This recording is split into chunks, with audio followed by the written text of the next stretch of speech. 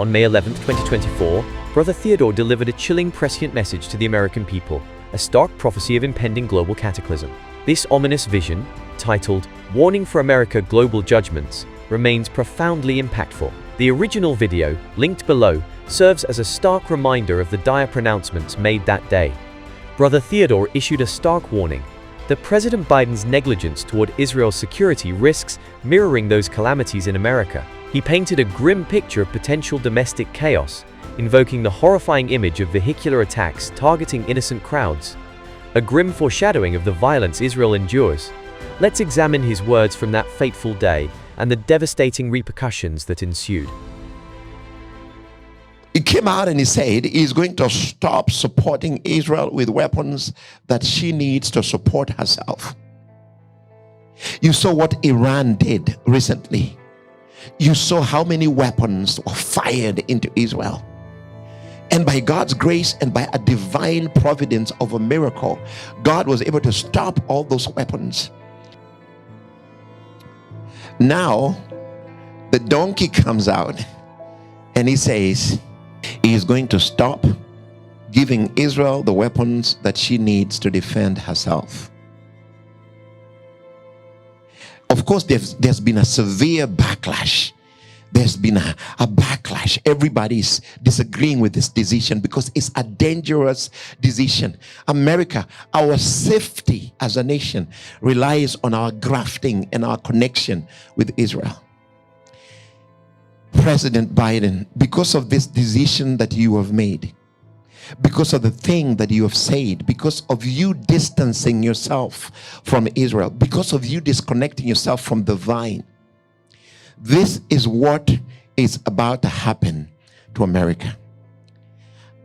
As it happens to Israel, it will also happen to America. The things that Israel has been facing, the infiltrations of small groups, and we are about to see the same troubles that Israel has been going through, the same terrorist problems, the same terror threats, the same attacks, the same infiltrations of terror groups within this nation. You know, explosion of bombs, shootings, machetes, knives, vehicle plowing, and all manner of distractions. We are about to see these things because of this decision. The God that protects Israel,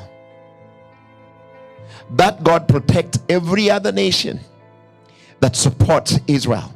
Israel is God's country. Israel is God's, listen, Israel is the apple of God's eye.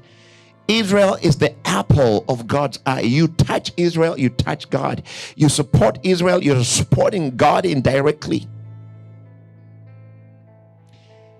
Because of this decision that has been made, America is about to experience Jacob's trouble. America is about to experience its own type of Jacob's trouble.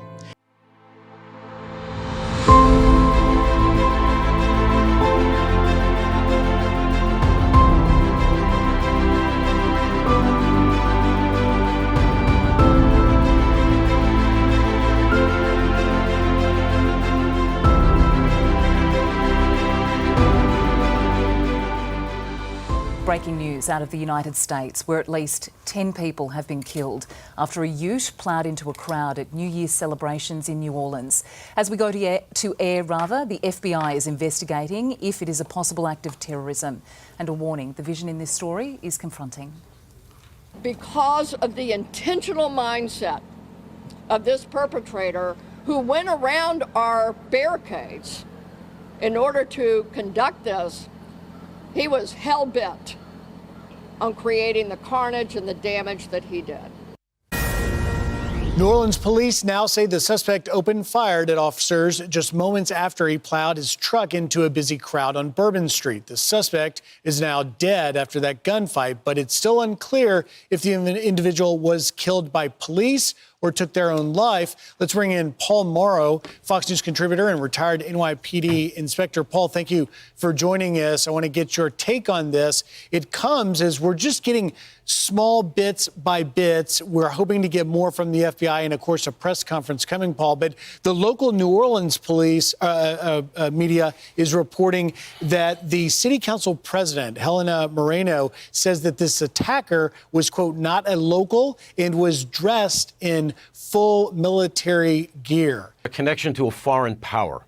Paul, let me jump in. Fox News can now identify a high-level source within the New Orleans Police Department says officials have identified the suspect who drove the truck. The suspect identified as Samshud Din Jabbar. Now, Jabbar was carrying a Glock pistol and a .308 rifle that had been reportedly stolen in New Jersey. The .308 rifle was equipped with an optics and/or suppressor. There are at least 4 or 5 other suspects involved. That's a big detail right there, identifying, again, the suspect as a Samshud Din Jabbar, but 4 or more individuals also involved. This is becoming a different story, Paul.